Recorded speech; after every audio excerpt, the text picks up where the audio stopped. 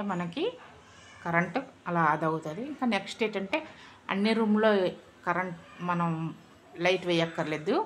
ఒక రూమ్లో bed light వేసుకొని మనం ఎక్కడ వర్క్ చేసుకుంటున్నామో ఆ లైట్లో మెయిన్ బల్బ్ వేసుకుంటే సరిపోద్ది. ఇక్కడ కరెంటు బిల్ అనేది తక్కువ వస్తుంది. కరెంటు కూడా మనం బాగా ఆదా చేసుకోవచ్చు.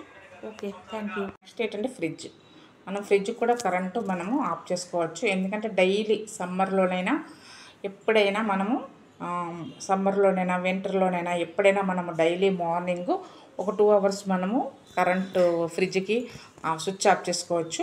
2 అవర్స్ మనం స్విచ్ ఆఫ్ చేస్తామంటే దీనికి కొన్ని మనం నైట్ నుంచి మార్నింగ్ వరకు పవర్ ఉంటుంది కదా, ఆ పవర్ వల్ల మనకి లోన్లో ఉన్ని సామాన్లు ఏటి పడవు. ఆ కూలింగ్ ఈ 2 అవర్స్ మనకి కూలింగ్ ఉంచుతుంది అనమాట. ఇంకా నెక్స్ట్ ఏంటంటే మనకి ఐస్లు అవి ఉంటాయి కదా, లోన ఐస్ క్యూబ్స్ అవి గడ్డ కట్టకుండా మనకి ఎప్పటికప్పుడు నీట్గా ఉంటాయి. నెక్స్ట్ ఇంకేంటంటే మన ఫ్రిడ్జ్ అనేది పాడవకుండా ఉంటుంది. ఈ 2 అవర్స్ కూడా మనకి కూలింగ్ ఉంటుంది అనమాట. మనం డోర్స్ వేసే ఉంచుతాం కదా, అందుకని కూలింగ్ ఎక్కడికి పోదు. లాన్ కూలింగ్ అలా ఉంటుంది. ఏ ఐటమ్స్ కూడా పాడవు.